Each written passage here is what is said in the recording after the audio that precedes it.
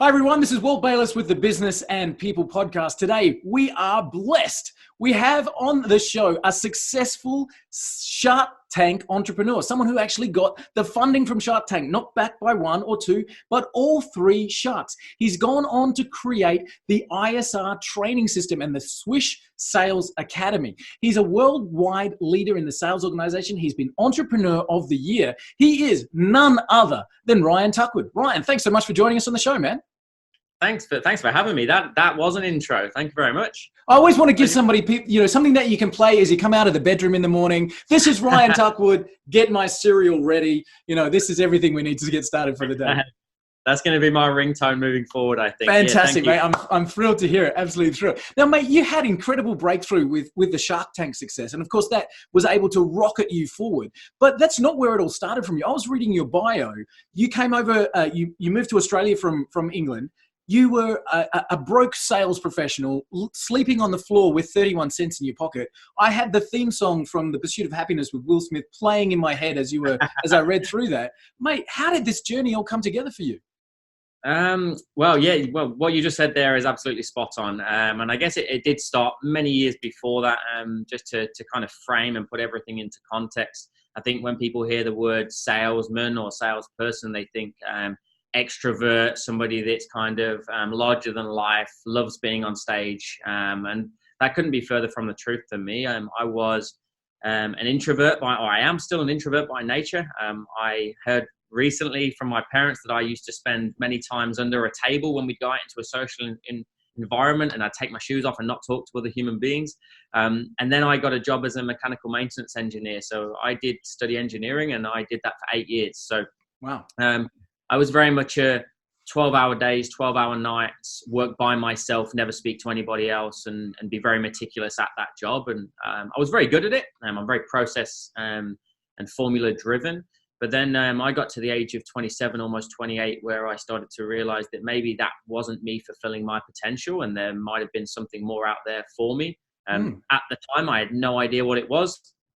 But with the Australian government and the way they are for backpackers, I had like an urgency imposed on me at the age of 27 that if I didn't move over here by the age of 30, I would have missed that opportunity. Yeah. So I gave up everything that I had back home, houses, cars, girlfriend of 5 years, and I jumped on a plane by myself and moved over to Australia, Sydney originally, and then I travelled the whole breadth of the coast, and I ended up on the beautiful Gold Coast. Nice. And that would kind of, I guess, bring to what you said there initially, was that I was a failing salesperson. Long story short, I struggled to find employment. You can only work for one organization for 6 months on that visa. And the only job I could get was in a call center. So I ended up on the phones, $300 a day. Wow. Terrible job for an introvert. Yeah, exactly right. Yeah. And I always say, I don't care how confident you are as an individual, when you get 298 people a day tell you to piss off in no uncertain terms, that is going to affect you. And it certainly did for me. So I can go into more of that in a second, but that's where it all started, my sales journey, I guess. Wow. Falling into the call center.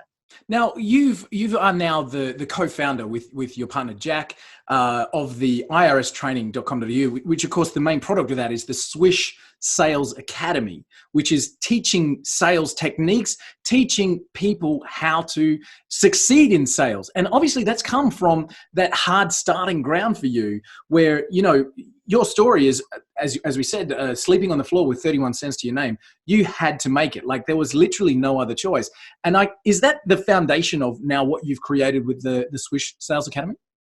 Yeah, 100%. I mean, me and Jack are polar opposites, but essentially the program was originally designed for people like me, for people that didn't want to be tarred with the brush of being a salesperson. There is a stigma in this industry, whichever way we look at it. And for me, it all started, and I remember it so clearly. It was one night when I was sleeping on the bathroom floor. I was actually on a blow-up Lilo, and one night that Lilo just popped on me, and in the middle of the night, about 2 a.m., and I just went crash into the floor. I'm laying on these cold tiles thinking, what am I doing? And this was about 3 months into my cold call center journey. I remember going in the next day to the office, And Jack, who's now my business partner, was my sales manager at the time. And I actually quit. I said to him, mate, I can't do this. Sales isn't for me. It's really affecting me. It's affecting my relationship with my now wife, Alicia, who's stuck with me. She's still with me now. And I said, this isn't for me. And the words that Jack said to me next literally changed my life. He just said to me, Ryan, you haven't even tried. And there's me doing 7 a.m. till 7 p.m., going in on Saturdays, dialing $300 a day. I've always been a good employee. I've got good work ethic. But he said, you haven't tried. You haven't truly tried to master the art of sales and negotiation. So he sent me a bit of a challenge, and he set me a challenge for the next 60 days to really immerse myself in this craft. And with nothing left to lose, I'm quite competitive anyway. I did that. And what I learned from studying all of the old school greats, your Zig Ziglar, Brian Tracy, Jim Rohn, Tom Hopkins, Ron Willingham, was that there was 5 core fundamentals to selling or it's just communication. That's all it is. Yeah. Number 1 is, how do you introduce yourself to another human being? How do you make a great winning first impression on everybody? Number 2 is, how do you open people up and discover people's needs, even if they don't know they're there? How can you open every personality type up? Number 3 is, how do you present in a way that the other person understands and they consume information? 4 was, how do you ask for the business? So finding out that there's 3 different levels: low level, mid level, and financial level commitments that we should be asking for. I was always asking in the wrong order.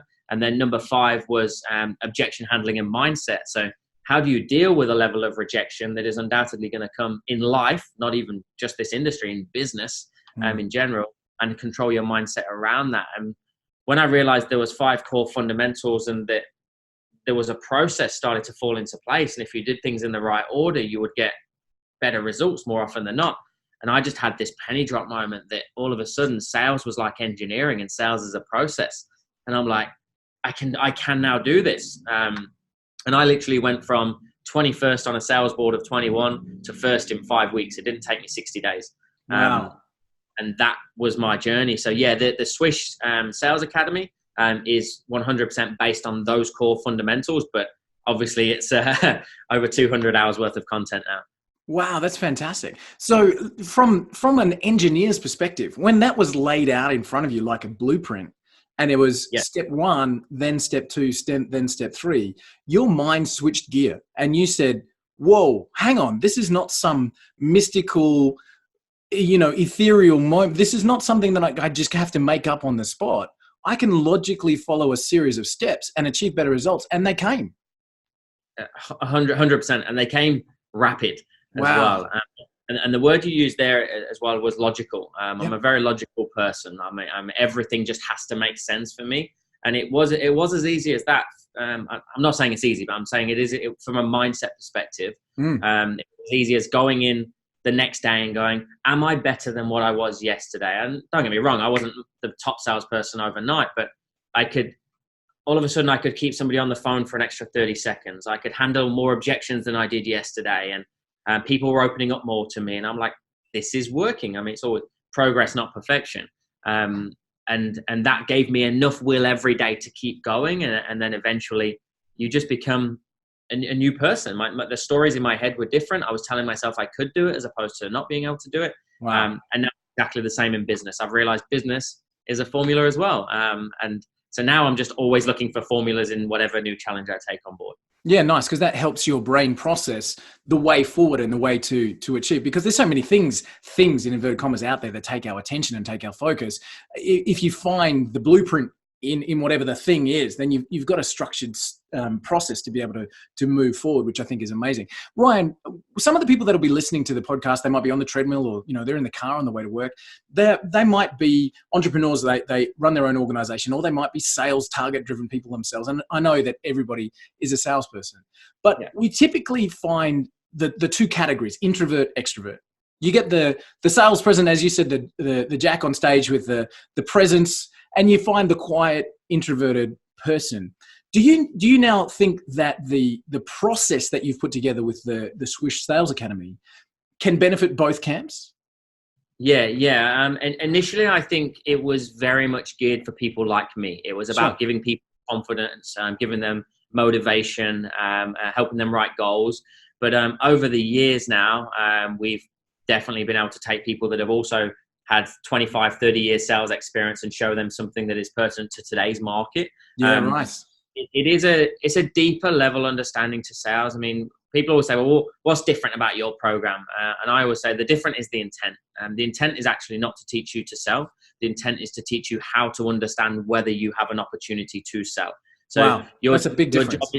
It's a huge difference. And that starts here. It's your job is purely to understand whether you can help the other person that you're speaking to. And then if you can, great. If you can't, you now have a level of integrity that has to play out, and you let people go and you wish them all the best. And that's what Swish is: selling with integrity and selling honestly. So I've probably been surprised, if I'm being brutally honest, at the amount of truly experienced professionals that have come through our program and seen drastic results. I thought they might just go, oh yeah, it's similar to what I've done before. I've heard that before, but I think we've been able to put a real logical spin on why people buy. So it's more about buying behaviors than selling behaviors. I like it. When you were talking, like I was thinking the same thing, that the typical extroverted salesperson would benefit as well by not just running at a bull at a gate, but by following a process, still keeping that same personality, not talking about changing that in any way,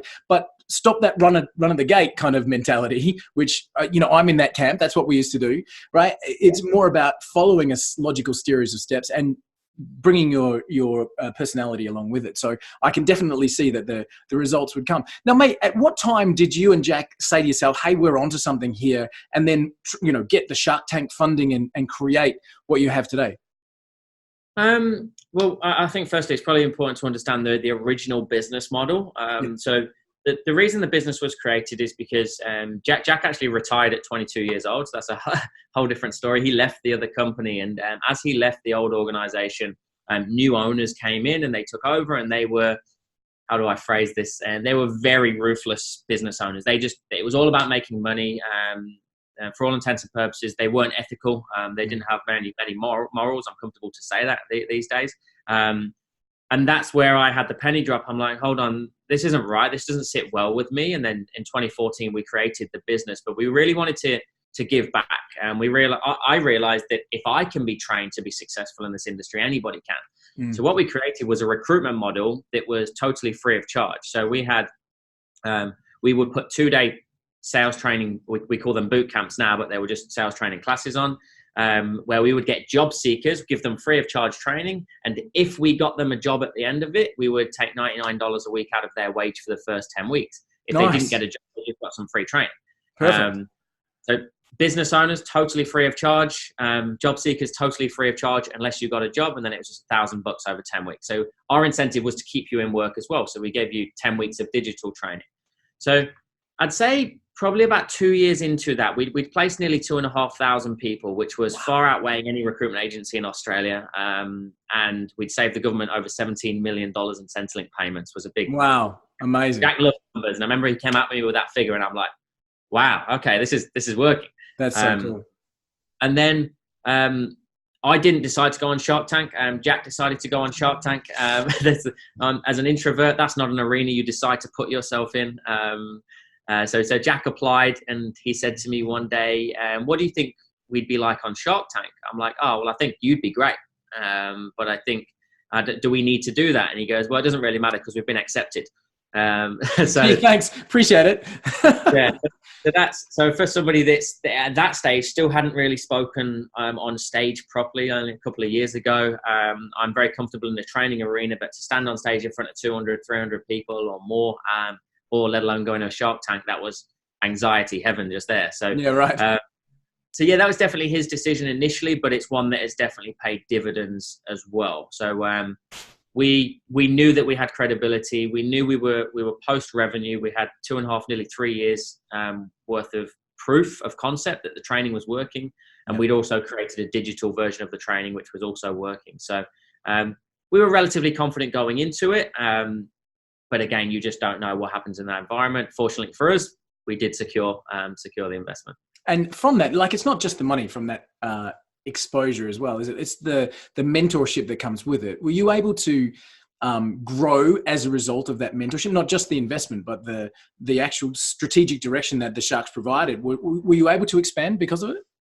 Yeah, absolutely. And I think, again, I was very naive. I mean, I'm 37 years old now. I didn't own a business until ISR training. I now own a real estate investment company with Jack and a hair and beauty salon as well. So I've gone from no businesses to 3 businesses in 6-7 years. So we went on the show, and then I thought you walk around the back, they turn the cameras off and they give you the money.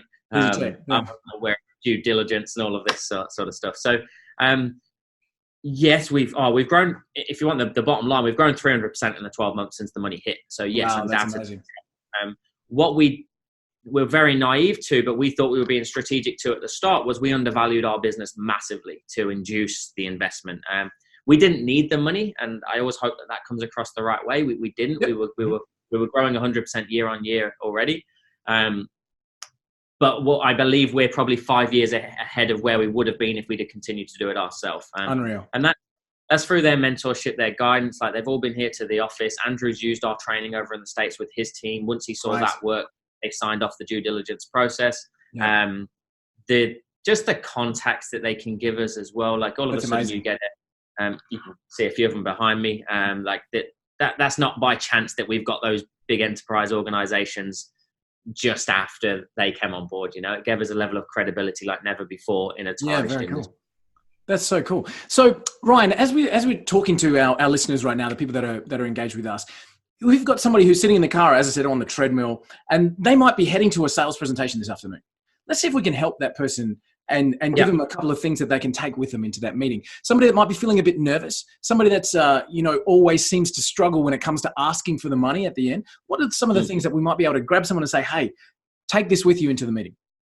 Yeah, okay. First and foremost, I'd always say emotionally detach yourself away from trying to make the sale. If your sole intention is to try and make a sale today, you're going to feel apprehensive because you're setting yourself up for a fall. So I know that's easier said than done, but if you can go into the mindset that my only job is to find out whether I can assist them or not, you will ask more questions, you will ask better questions.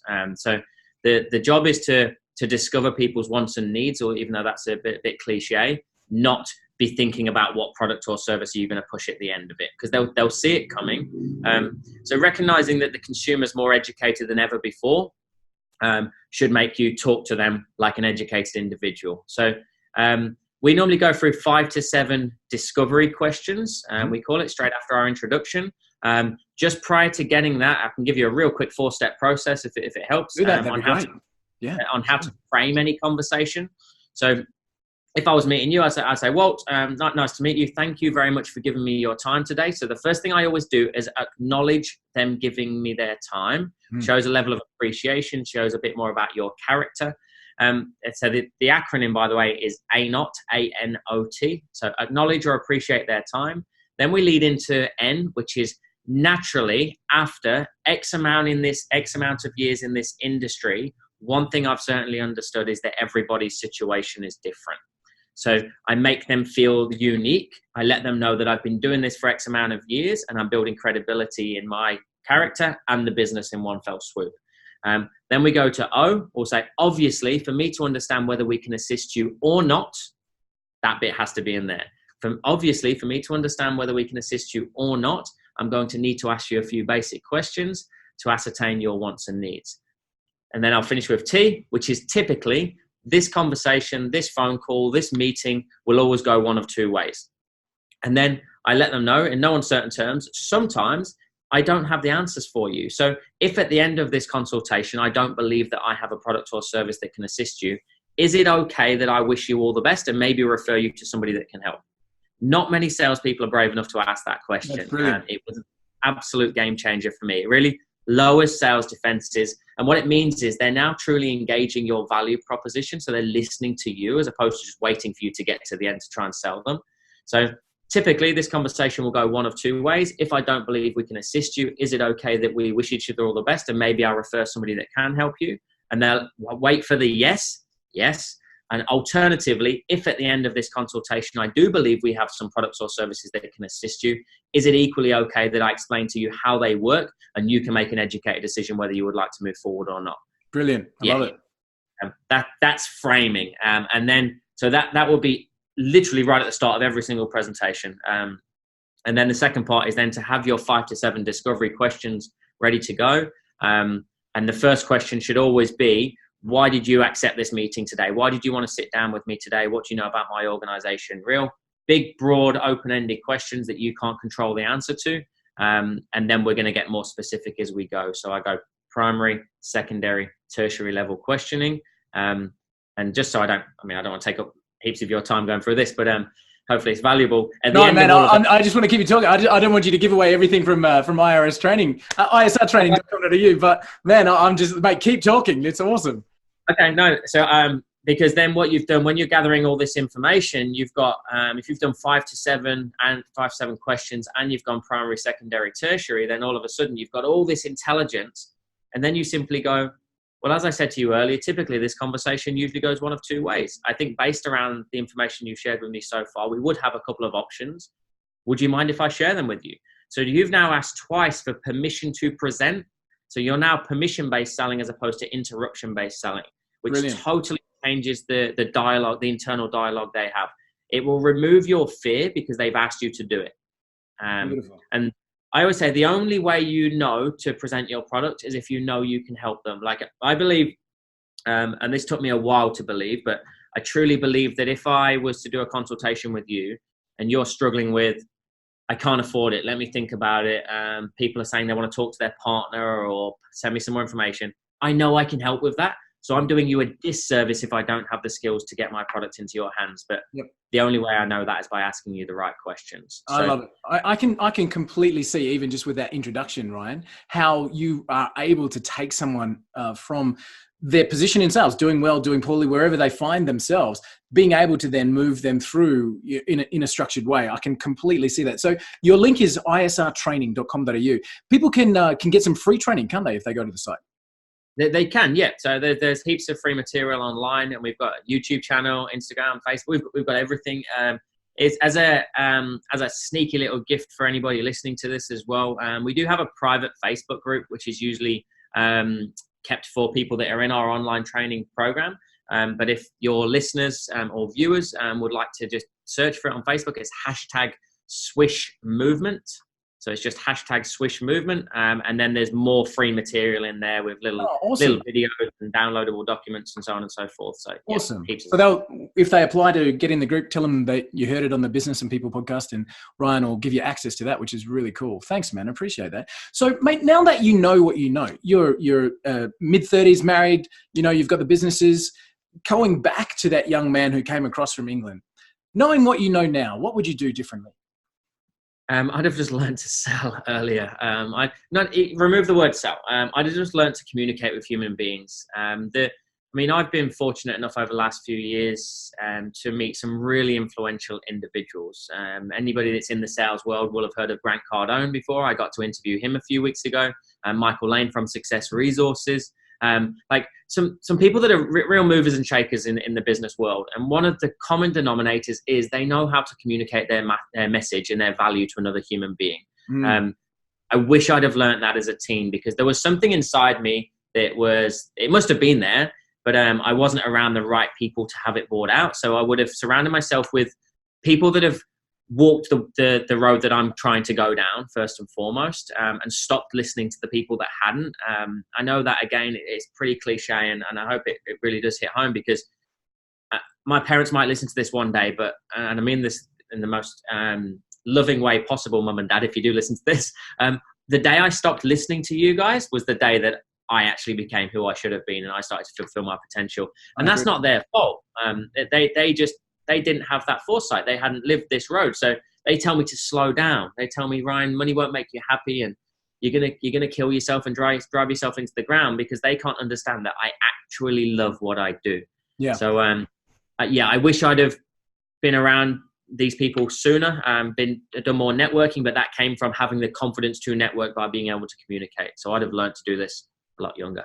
That communication then is the core success principle for being able to move yourself forward. We've talked with other guests on the podcast, Ryan, that had that same kind of message about aligning yourself with people that had walked the path before you. Yeah. So if you took that forward in terms of advice to give, if you were standing on a stage, you had a room full of people in front of you, would that be your main message? Align yourself in a direction that you want to go and find a group of people that have a similar mindset. Would that be your core, or would you have a different message for them? No, I think definitely try and find people that have a positive outlook on life, first and foremost. Because even if you have a really poor idea, they'll make you feel good about it initially. Right. Which might just be enough to get you going. Yeah, exactly right. Because the reality is we're I'm a procrastinator. I'm a procrastinator hiding behind the word that I'm a perfectionist. Right. I think a lot of people can relate to that, man. Perfectionists are broke people, right? Yeah, right. Because we never do anything. So I think if you can surround yourself with people that go, hey, just give it a go, which is what I did. But Jack was my catalyst, 100%. Yeah. I'd be still building this business if it wasn't for Jack 5 years in.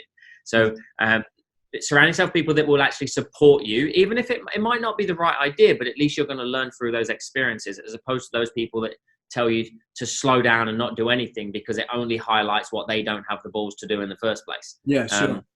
That's why they do it. It's because don't you go and do that just in case you succeed. You make me look really bad for being an employee in my average job. Yeah, right.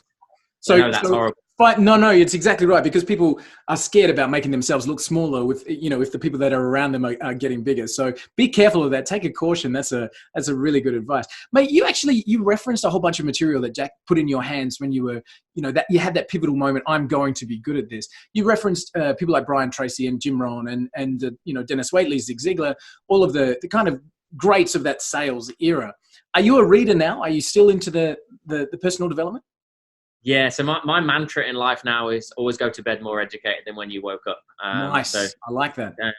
So yeah, it's literally, I've become fanatical about it. I've got 4 different mentors at the moment, aside from the Sharks. Obviously, they're business partners, but I class them as mentors as well. So I'm doing 3 different training courses at the moment, 2 of them in sales, 1 of them in psychology.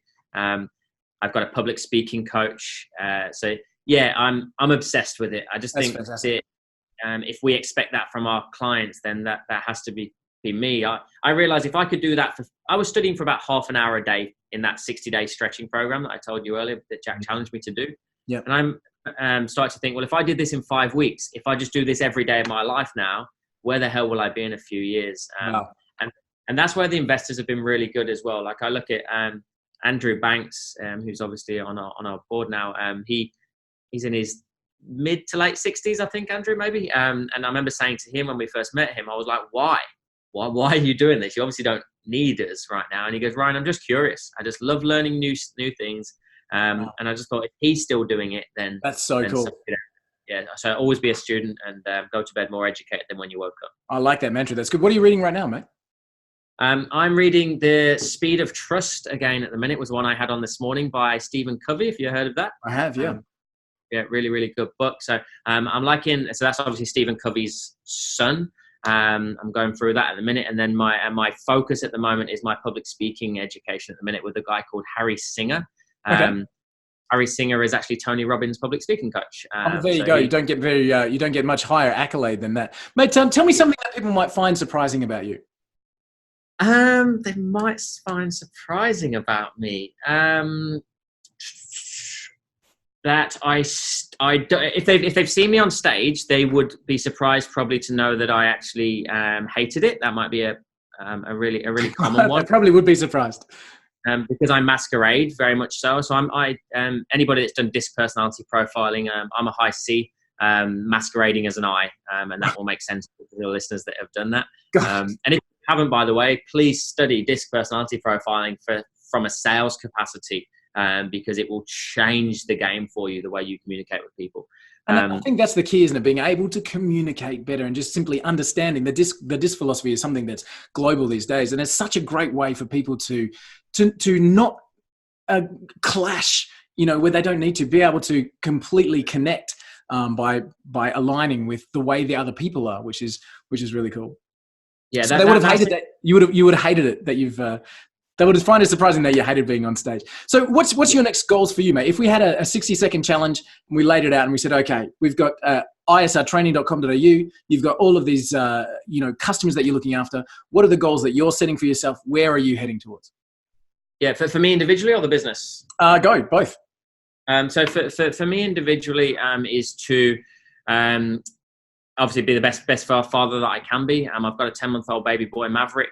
So trying to balance that is a challenge. I don't think it is possible to balance it. I think you're either all a father or you're all at work, depending on what you're doing. So if I can find the silver bullet to doing that, then that's key. On a personal level, my 60-second challenge for myself next year is to speak on stage in front of 5,000 people. That would be something that would really say to me that, hey, you've made a generational shift as an individual that I can then pass on to others. As an organization, the aim is very clear, is to impact 1 million lives and to get the Swish movement global. We've got people using the Swish program on 5 continents at the moment, but we've never pushed into anywhere apart from Australia and New Zealand. So moving to the UK, as in picking the business up and targeting the UK and the US is what's in the next 2 to 3 years. Brilliant.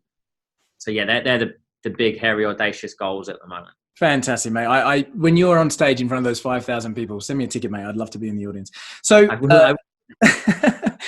you mentioned that you had mentors at the moment, and do you have a formal relationship with those mentors? As in, do you have a weekly meeting with a business coach? Do you have someone that you have a formal, or is it just a matter of send an email every now and again and check in?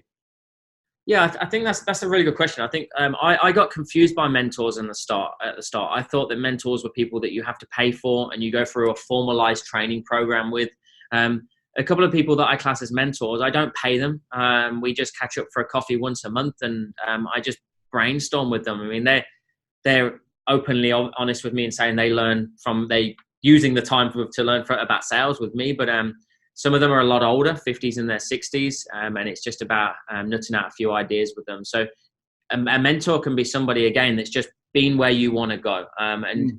As a listener, maybe to add value, I was very surprised at the people that I asked to meet up and say, hey, look, I'm really struggling with this at the moment. I can see that you've had a success in this area. Would you mind sparing 10, 15 minutes and me just picking your brain? I don't think I've ever had anybody say no to that question. Wow, that's so cool. So the key there is just ask. And if they say no, there's other people out there. I mean, I do a lot of these types of things now, which I never used to do. And it turns out a lot of them are done by 17, 18-year-olds. And I think, wow, that is amazing. I wish I had the guts to do that at 17, 18 years old, but I'll never say no to it. If somebody that wants to progress and move forward, I'll always make time for it, because I wish I'd have had the guts to do that in the early stages of business. So that's so cool, man. That's so cool. Yeah. I'm so respectful of your time, Ryan, and I'm so grateful that you've been able to jump on with everything else that you've got going on. Can I ask you one last question? As a mentor for anybody that's listening, somebody comes to you and says, Ryan, I really admire what you guys have done. I'm just started my own business. So maybe that's somebody who's in that startup phase. I've got my idea, I'm starting everything. I'm working 20 hours a day. What advice would you give to that very early entrepreneur that you've learned from being able to set up with Jack and yourself, setting everything that you've put into place? What advice would you give to that person who's just getting started, who really wants to go out there and make something different for themselves happen?